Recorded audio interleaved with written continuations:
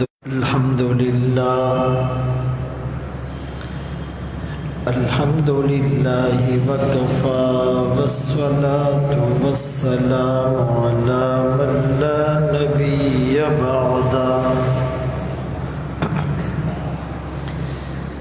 أما بعد فأعوذ بالله من الشيطان الرجيم بسم الله الرحمن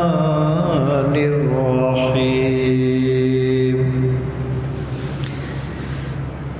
وأطيعوا الله وأطيعوا الرسول وأولي الأمر منكم فإن تنازعتم في شيء فردوه إلى الله ورسوله قال النبي صلى الله عليه وسلم بعثت لأتمم مكارم الأخلاق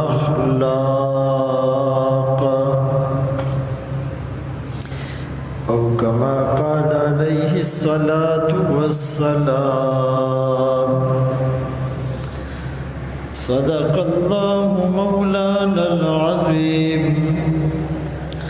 وصدق رسوله النبي الأمي الهاشمي المدني الكريم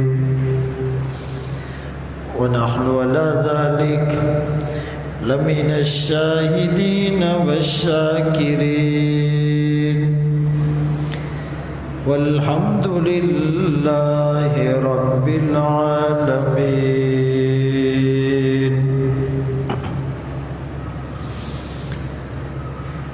حضور آئے تو سر آفرینش پا گئی دنیا،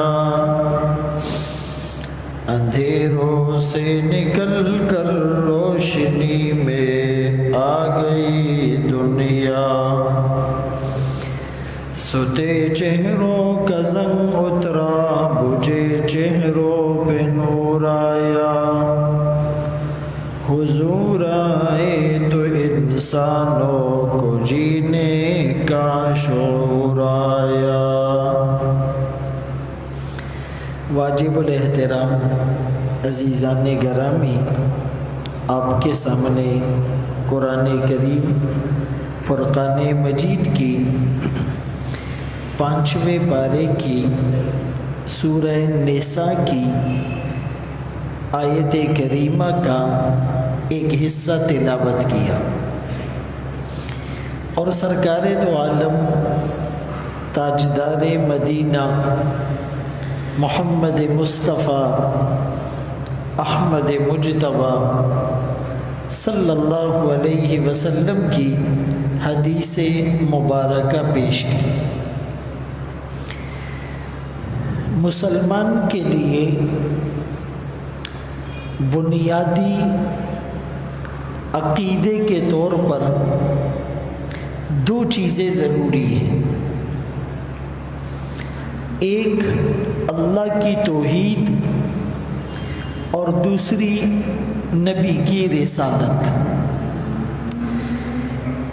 جیسے اللہ پر ایمان لانا، اللہ کو تنہا خالق، مالک، رازق، مختار کل، متصرف الامور ماننا ضروری ہے، اسی طرح رسول اللہ صلی اللہ علیہ وسلم کی رسالت پر اور خاتمیت پر، آخری نبی ہونے پر ایمان بھی ضروری ہے۔ یہ دونوں چیزیں توحید اور رسالت ایمان کا جز ہیں، ان دونوں کے بغیر یا ان میں سے ایک کے بغیر ایمان کامل اور معتبر اور مقبول ہو ہی نہیں سکتا۔ اللہ کی توحید ایک ایسا عقیدہ ہے، اگر یہ فارمولہ سمجھ آ جائے تو دنیا کی ساری ٹینشنیں اور سارے مسئلے حل ہو جائیں، کہ جو کچھ ہوتا ہے اللہ کی مرضی سے ہوتا ہے۔ یہ سورج اور چاند، یہ آسمان اور زمین، یہ ستارے اور سیارے، یہ انس اور جن، یہ ملائکہ اور فرشتے، یہ احجار اور اشجار، یہ جمادات اور نباتات، یہ کھیت کلیان، یہ ندی نالے، یہ دن اور رات، یہ صبح اور شام، یہ سب کچھ اللہ کی مرضی سے نظام چل رہا ہے۔ اللہ کی مرضی کے بغیر ایک پتا بھی ہل نہیں سکتا۔ صحت دینے والا، بیماری دینے والا، خوشی دینے والا، غم دینے والا، اولاد دینے والا، مال دینے والا، علم دینے والا، عزت دینے والا، یہ سب یہ اللہ ہے۔ اب جب یہ یقین بن جائے گا، اب کسی کا نقصان ہوگا وہ کہے گا اللہ کی مرضی ہے، ٹینشن ہی ختم۔ کوئی بیمار ہوگا کہے گا اللہ کی مرضی ہے۔ کسی کے رشتہ دار کا انتقال ہوگا کہے گا اللہ کی مرضی ہے۔ مالی تنگ دستی آئے گی کہے گا اللہ کی مرضی ہے۔ یعنی جو بھی پریشانی اس پر آئے گی یہ اللہ کی مرضی ہے کہہ کر اس پریشانی کو ختم کر دے گا۔ تو ایک تو یہ توحید ہے،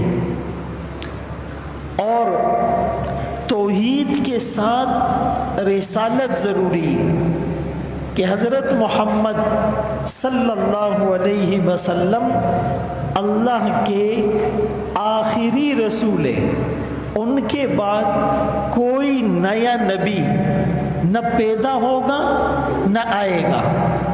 عیسیٰ علیہ السلام بھی اگر آئیں گے قیامت کے قریب، وہ نبی بن کر نہیں آئیں گے۔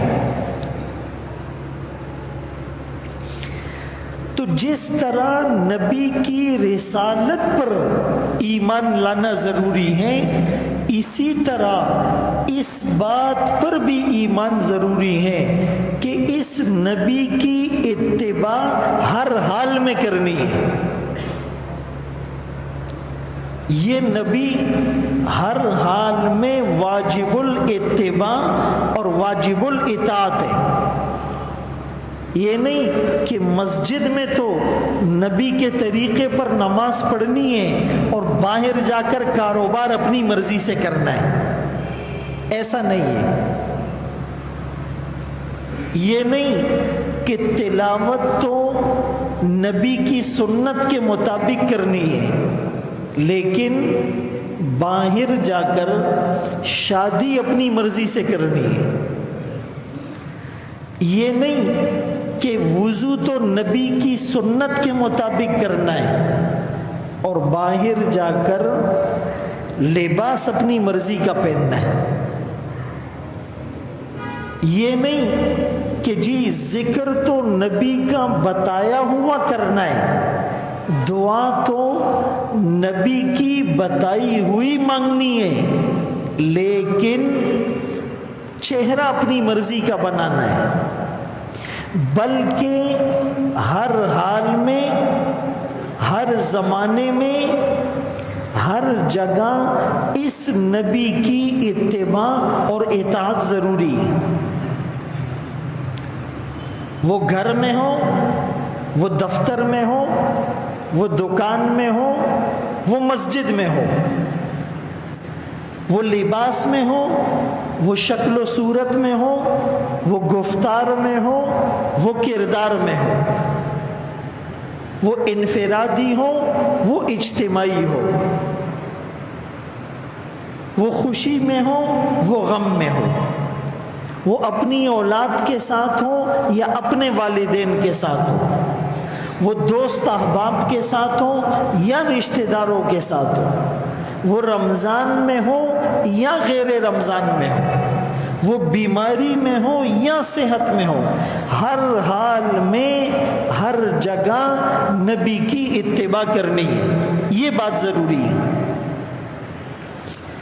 قرآن کریم کی سورہ نساء کی اس آیت میں اللہ یہی تو فرماتے ہیں، اطیعوا اللہ و اطیعوا الرسول و اولی الامر منکم، اطاعت کرو اللہ کی، اس کے رسول کی، اور جو تم میں سے علم والے صاحب اختیار ہیں ان کی بھی بات ماننی۔ بعض لوگ کہتے ہیں ہم تو وہی مانیں گے جو قرآن میں ہے، یہ کہہ کر وہ حدیث کا انکار کرتے ہیں، وہ اللہ کے رسول کی رسالت کا انکار کرتے ہیں۔ حضرت علی رضی اللہ تعالیٰ عنہ خطبہ دے رہے ہیں، ایک آدمی کھڑا ہو گیا۔ جب حضرت علی رضی اللہ تعالیٰ عنہ نے آقا کی حدیث پڑھ کر سنائی تو وہ کہنے لگا حسبنا کتاب اللہ، ہمیں تو اللہ کی کتاب کافی ہے۔ اب یہ جملہ تو بظاہر ٹھیک ہے، لیکن حضرت علی رضی اللہ تعالیٰ عنہ اس کی نیت کو سمجھ گئے۔ حضرت علی رضی اللہ عنہ نے فرمایا کلمۃ حق ارید بہا الباطل، یہ جملہ تو ٹھیک ہے، اس کی نیت ٹھیک نہیں ہے۔ اس کی نیت یہ ہے کہ اللہ کی کتاب ہمارے لیے کافی ہے، ہمیں نبی کی حدیث کی ضرورت نہیں۔ تو میں عرض کر رہا تھا کہ اللہ کی اطاعت کے ساتھ نبی کی اطاعت بھی ضروری ہے اور ہر حال میں ضروری ہے۔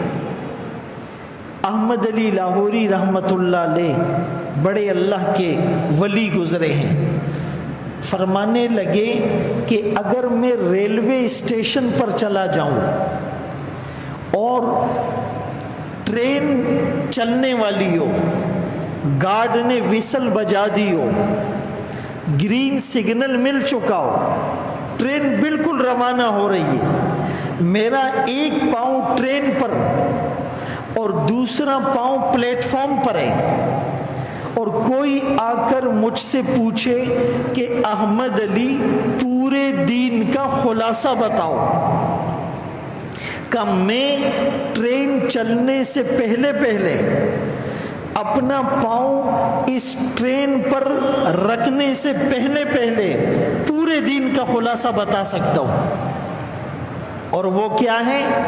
اللہ کو راضی کرو عبادت سے، نبی کو راضی کرو اطاعت سے، اور مخلوق کو راضی کرو خدمت سے۔ اللہ کو راضی کرو عبادت سے، نبی کو راضی کرو اطاعت سے، اور مخلوق کو راضی کرو خدمت سے۔ یہ پورے دین کا خلاصہ ہے۔ تو اتنا سمجھ لیں کہ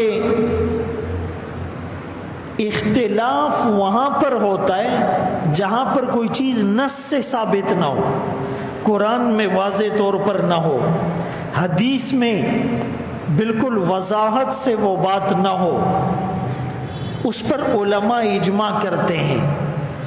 لیکن جو چیز اللہ کے قرآن میں بالکل صاف اور واضح ہو، آقا کی احادیث میں بالکل روز روشن کی طرح آیا ہو، وہاں پر اپنی عقل کا استعمال، اپنا اجتہاد، اپنی لوجک اور منطق وہ نہیں چلتی۔ اللہ کے رسول صلی اللہ علیہ وسلم کی اطاعت کا اس آیت میں جو حکم دیا گیا، فَإِن تَنَازَعْتُمْ فِي شَيْءٍ، مسلمانوں اگر تمہارا اختلاف ہو جائے کسی بھی چیز میں، وہ دین کی ہو یا دنیا کی، وہ انفرادی ہو یا اجتماعی، وہ عبادت میں ہو یا معاملات میں، وہ شادی میں ہو یا غم کے موقع پر، وہ اپنی بیوی کے ساتھ ہو یا اولاد کے ساتھ، وہ رشتہ داروں کے ساتھ ہو یا دوستوں کے ساتھ، وہ نکاح ہو یا طلاق، وہ میراث ہو یا مہر، آپ نے اللہ رسول کے پاس فیصلہ لے کے جانا ہے۔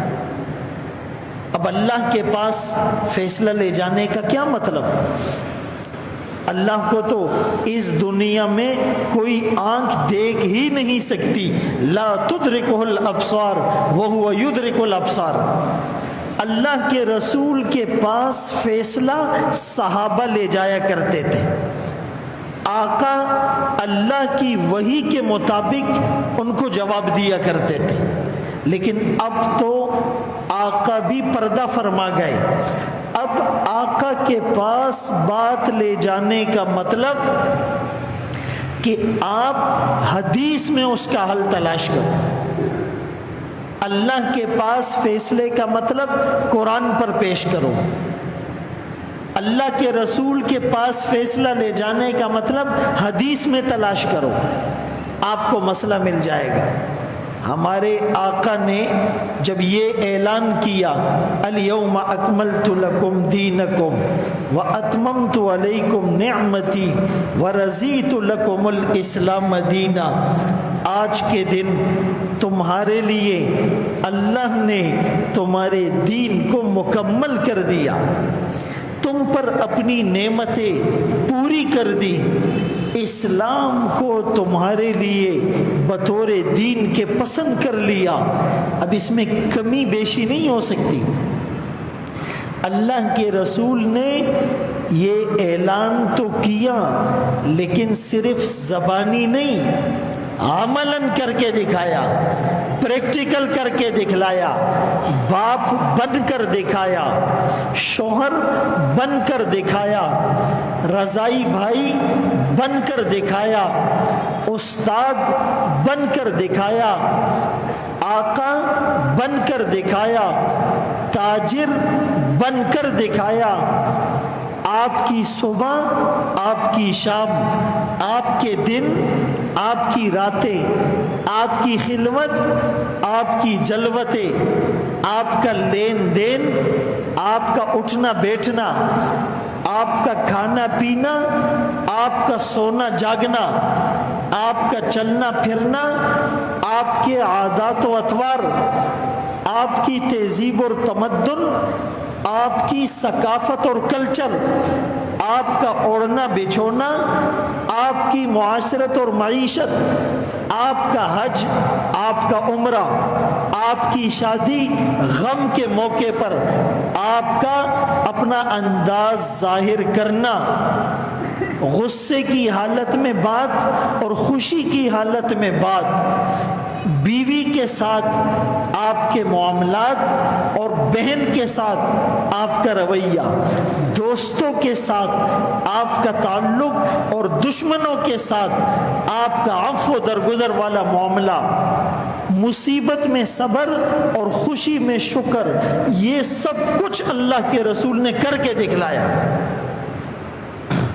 اسی لیے تو ابو الکلام آزاد رحمت اللہ علیہ نے لکھا، مظلومی میں صبر، مقابلے میں عزم، معاملات میں راست بازی، طاقت و اختیار کے باوجود عفو درگزر، انسانیت کے وہ نوادر ہیں جو کسی ایک میں یوں جمع نہیں ہوئے جیسے محمد مصطفیٰ احمد مجتبیٰ صلی اللہ علیہ وسلم کی ذات میں جمع ہوا۔ کبھی دشمن پتھر مار رہا ہے، آپ سر نیچے کر کے دعائیں دے رہے ہیں، لیکن کبھی میدان جہاد میں لوگوں کے پاؤں اکھڑ رہے ہیں، تیروں کی بوچھاڑ ہیں، نیزوں کی سنسناہٹ ہیں، گولیوں کی بارشیں، لیکن آپ جبل استقامت بن کر کھڑے ہوئے ہیں، آپ آگے بڑھ رہے ہیں۔ انا النبی لا کذب انا ابن عبد المطلب، آپ اعلان کر رہے ہیں میں سچا نبی ہوں اور میں عبد المطلب کا بیٹا ہوں، آپ اعلان کر رہے ہیں۔ تو میرے نبی نے مسواک بھی سکھائی کیسے کرنی ہے، اور پھر اسی نبی نے تلوار بھی چلائی کیسے چلانی ہے۔ آج امت میں اعتدال نہیں ہے، آج امت میں توازن نہیں ہے، آج امت میں بیلنس نہیں ہے، آج امت میں میانہ روی نہیں ہے، آج امت افراط اور تفریط کا شکار ہو گئی۔ جس نے مسواک کو پکڑا تو اسی کو تلوار سمجھ لی، کسی نے تلوار کو پکڑا تو اسی کو مسواک سمجھ لیا۔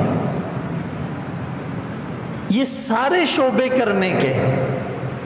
ہمارے آقا صلی اللہ علیہ وسلم جب مبعوث ہوئے تو اس وقت لوگ دو انتہاؤں پر تھے۔ ایک انتہا یہ تھی کہ سب کچھ دنیا ہے، آخرت کچھ نہیں ہے، مشرکین کا کانسیپٹ یہ تھا۔ اور دوسرا طبقہ یہ کہتا تھا کہ نہیں، دنیا کچھ بھی نہیں ہے، یعنی کاروبار اور تجارت اور لین دین اور رہن سہن اور معاملات اور خوشی اور غمی کچھ بھی نہیں ہے، صرف آخرت ہے۔ اسلام نے کہا یہ دونوں انتہائیں غلط ہیں۔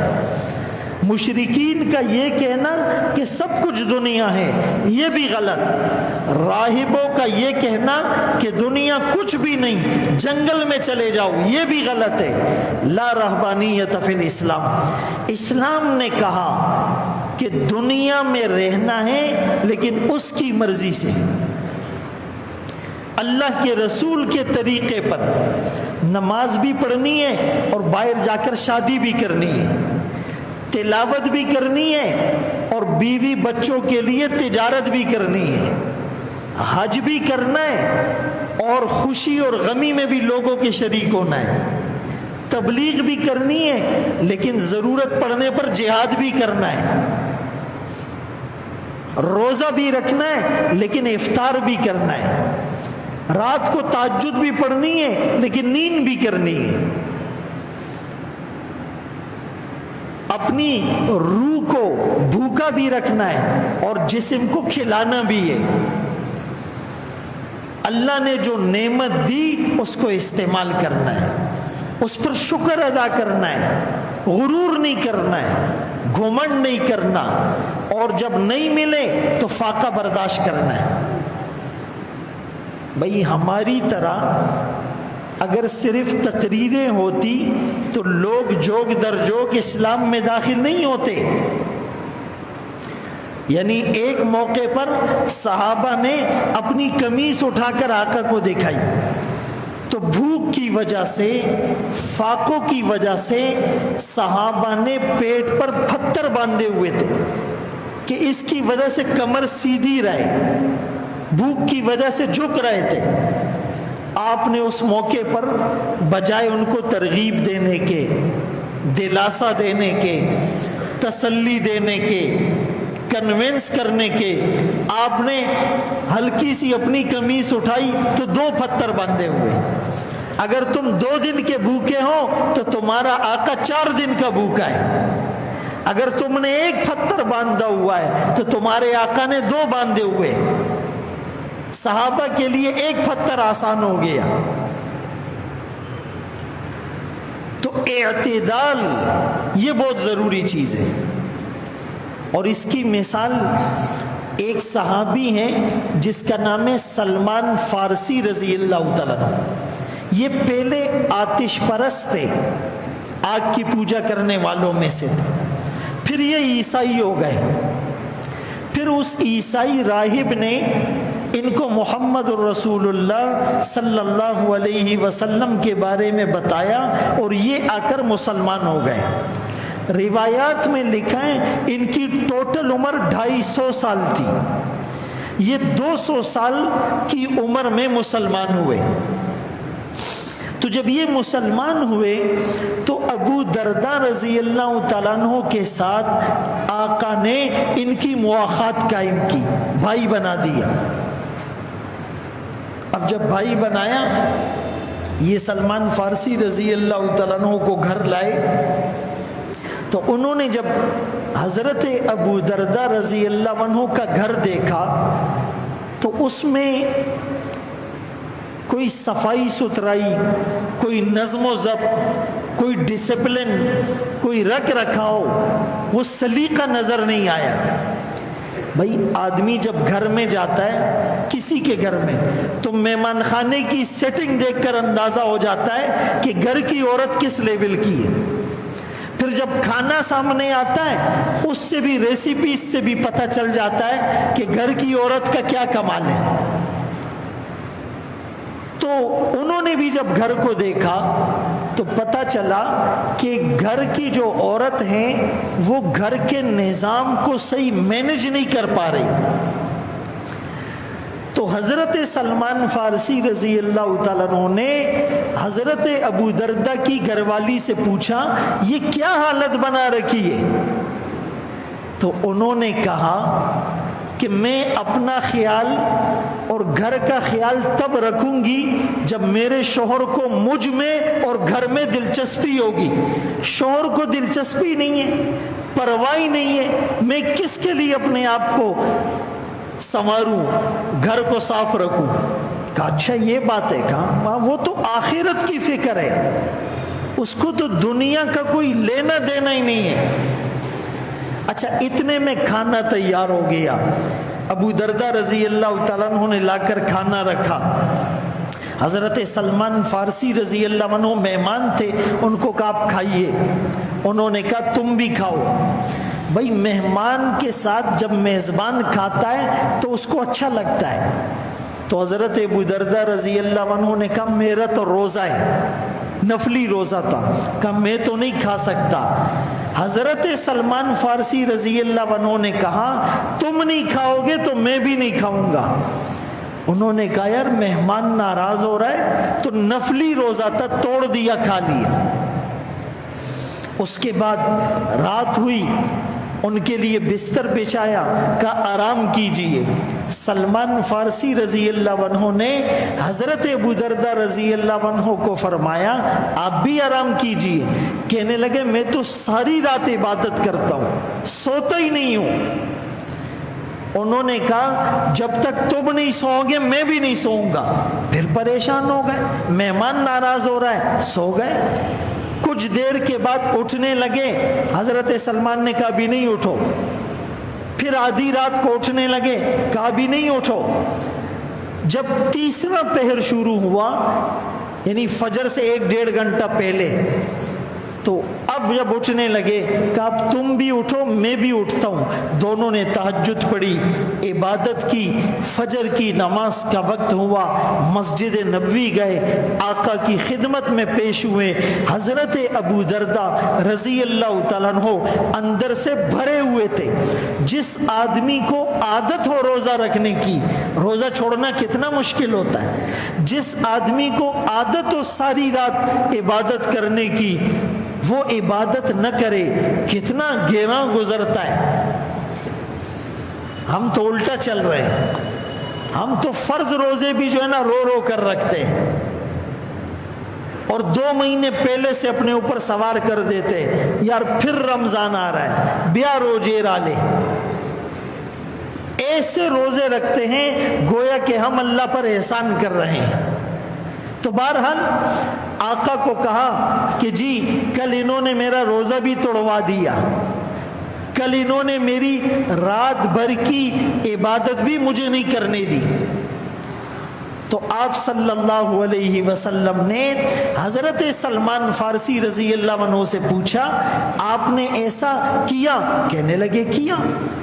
سلمان فارسی رضی اللہ عنہ فرمانے لگے کہ ان کی گھر کی طرف کوئی توجہ ہی نہیں ہے، اپنی جسم کا اور صحت کا کوئی خیال ہی نہیں ہے۔ اللہ کے رسول صلی اللہ علیہ وسلم نے حضرت ابو دردہ رضی اللہ عنہ کو فرمایا سلمان نے سچ کہا، اس نے ٹھیک کیا، ان لنفسک علیک حقا، تیرے بدن کا تجھ پر حق ہے، ان لأہلک علیک حقا، تیرے گھر والوں کا تجھ پہ حق ہے، ان لزوجک علیک حقا، تیری بیوی کا تجھ پر حق ہے، ان لزورک علیک حقا، تیرے پاس آنے والے مہمان کا تجھ پر حق ہے، فآتی کل ذی حق حقا، ہر حق والے کو اس کا حق دو، بیوی کو اس کا حق دو، ماں کو اس کا حق دو، بھائی کو اس کا حق دو، رشتہ دار کو اس کا حق دو،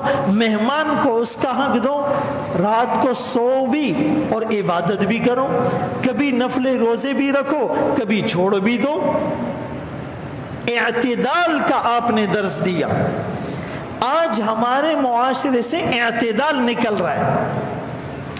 کچھ لوگ کہتے ہیں جی حقوق اللہ پورے کرو، نماز بھی پڑھتے ہیں، تہجد بھی پڑھتے ہیں، روزہ بھی رکھتے ہیں، زکوٰۃ بھی دیتے ہیں، نفلی روزے بھی رکھتے ہیں، نفلی صدقہ بھی دیتے ہیں، حج پر جاتے ہیں، عمرے کرتے ہیں، تبلیغ پر جاتے ہیں، جہاد کرتے ہیں، تلاوت کرتے ہیں، ذکر کرتے ہیں، سارے حقوق اللہ پورے، لیکن حقوق العباد میں ڈنڈی مارتے ہیں، بیوی کے ساتھ بد اخلاقی کرتے ہیں، ماں باپ کی نافرمانی کرتے ہیں، رشتہ داروں کے ساتھ اس کا معاملہ ٹھیک نہیں ہے، خوشی میں شریک نہیں ہوتا، غم میں شریک نہیں ہوتا، کسی کو کھانا نہیں کھلاتا، کسی کو کپڑے نہیں پہناتا، کسی کا علاج نہیں کرتا، یہ آدمی بھی غلط ہے۔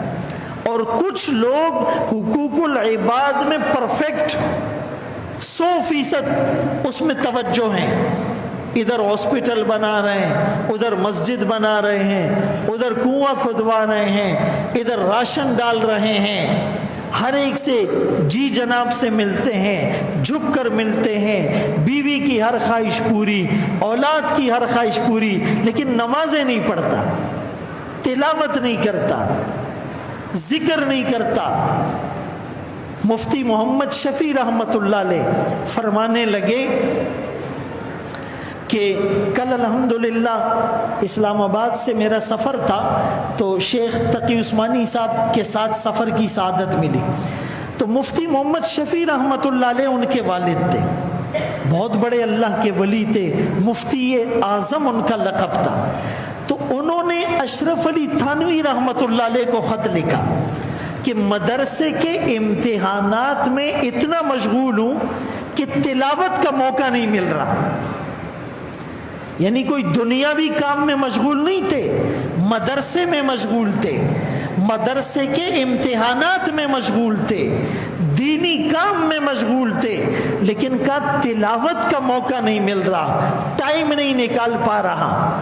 وہ فرمانے لگے کہ اگر یہ عذر کرو گے تو آج امتحانات ہیں، کل وہ ختم ہوں گے، کوئی نیا کام آ جائے گا، پھر اس سے فارغ ہوگے تو کوئی تیسرا کام آ جائے گا، اس طرح تو تلاوت کا موقع ہی نہیں ملے گا۔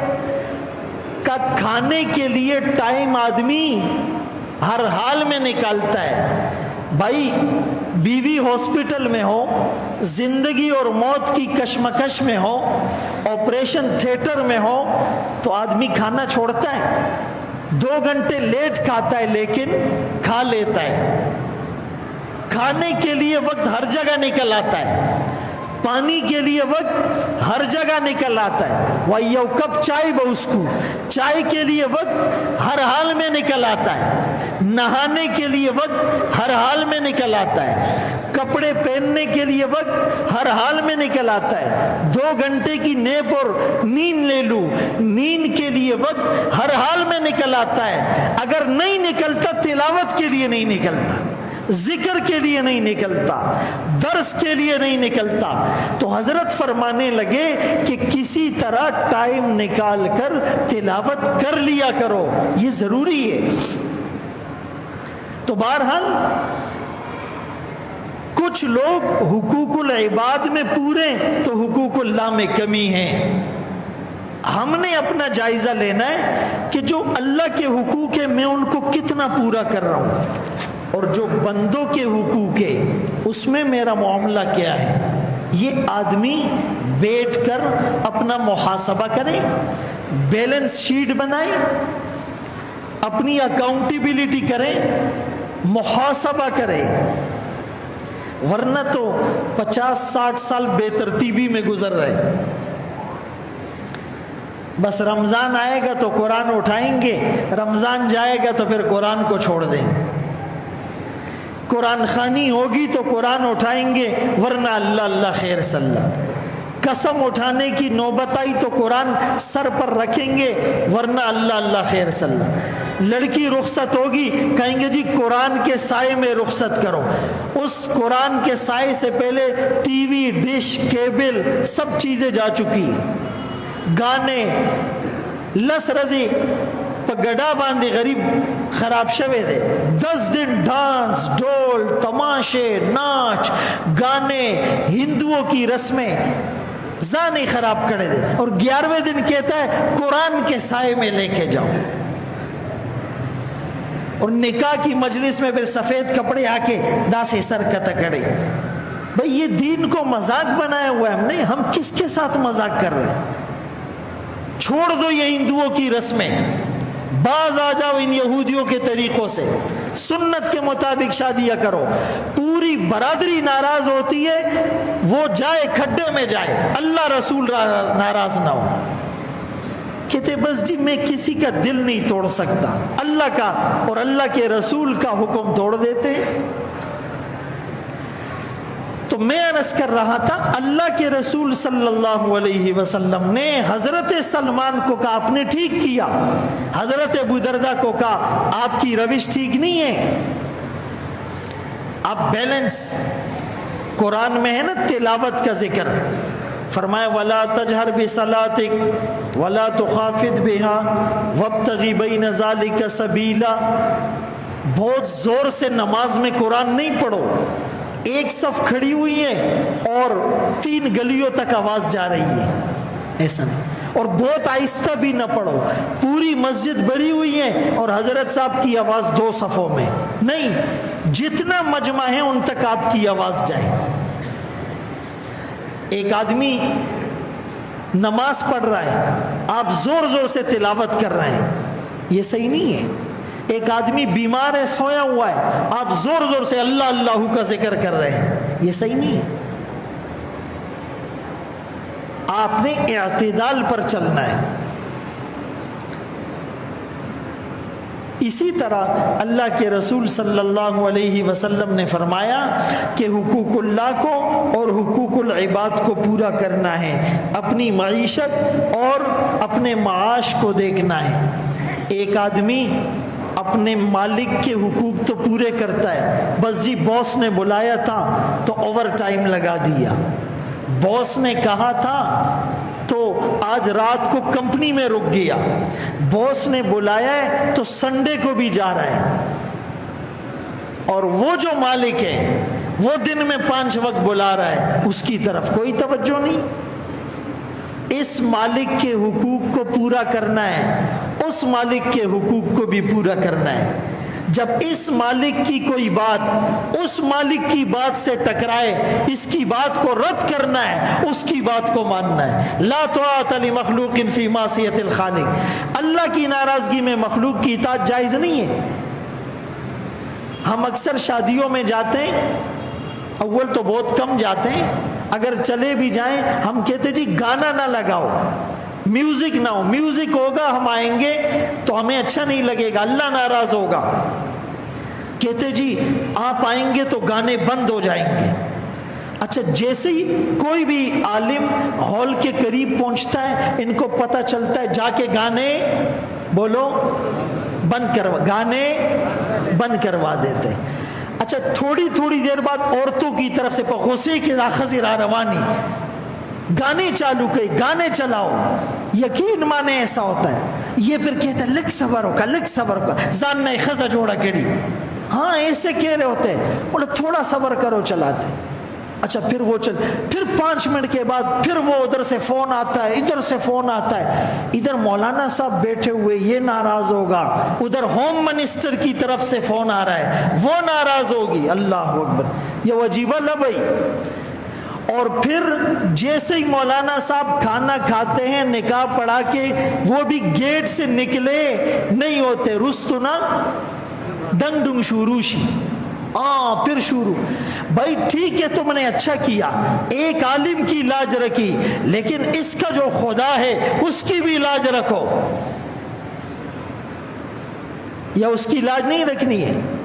اسی لیے میرے دوستو، بیوی ناراض ہوتی ہے 1,00,000 دفعہ ناراض ہو، خدا کی قسم ایسی عورتیں ہماری نظر میں کچھ نہیں جو اس کے حکم سے ٹکرائے، جو میرے آقا کی سنت کے خلاف بات کرے اس رشتہ دار کو منہ بھی نہیں لگائیں گے، جو محمد الرسول اللہ کی سنت کے خلاف بات کرے گا اس برادری سے 1000 دفعہ بائیکاٹ ہیں، جو آمنہ کے لال کے مقابلے میں آتا ہے، لا طاعت لمخلوق فی معصیت الخالق، اللہ کی ناراضگی میں مخلوق کی اطاعت بالکل جائز نہیں ہے۔ بھئی اپنے آپ کو غیرت مند مسلمان بناؤ۔ آپ کہیں گے جی پیار محبت سے سارا ہوتا ہے، پیار محبت میں تو 40 سال گزار دیے یار، داڑیاں سفید ہو گئی ہے پیار محبت میں۔ اسی لیے بعض جگہوں پر اسٹینڈ لینا ہوگا، ہر وقت غصہ بھی ٹھیک نہیں اور ہر وقت دبنا بھی ٹھیک نہیں، اللہ کے حکم نبی کی سنت پر عمل کرنے کے لیے آپ کو یہ سٹیپس لینے ہوں گے، ورنہ تو معاملہ بہت زیادہ خراب ہو جائے گا۔ اللہ ہم سے ناراض ہو گیا، اللہ کا رسول ہم سے ناراض ہو گیا، ہماری زندگی کا کیا فائدہ، ہمارے جینے کا کیا فائدہ، ہماری نمازوں کا کیا فائدہ، غلامی رسول میں موت بھی قبول ہے، ان نعروں کا کیا فائدہ؟ ابھی میچ چل رہے ہیں، میچ کھیلنے والے میچ کھیلنے کے باوجود نمازیں پڑھ رہے ہیں اور دیکھنے والے چھوڑ رہے ہیں۔ میچ کھیلنے والے گراؤنڈ میں نماز پڑھ رہے ہیں اور دیکھنے والے چھوڑ رہے ہیں۔ نن میچ تھے، نن بمز نہیں، نن بدرس نہیں۔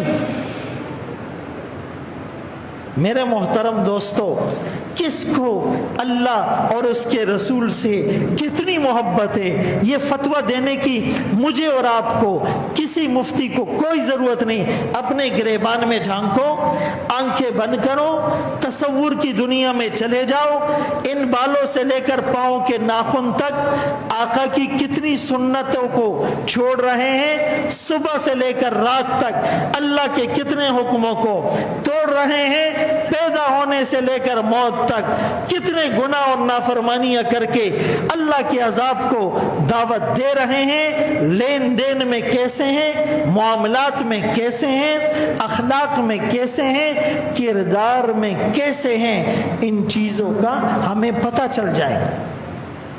کل مجھے ایک ساتھی نے کہا کہ اس کا بھائی جاپان میں تھا، تو وہ پکنک پر کئی دوستوں کے ساتھ چلے گئے، وہ گاڑی انہوں نے تھوڑی سی غلط پارک کی، تو ایک دوست نے دوسرے دوست کو کہا یار یہ چابی لو، گاڑی کو ادھر کھڑا کر دو۔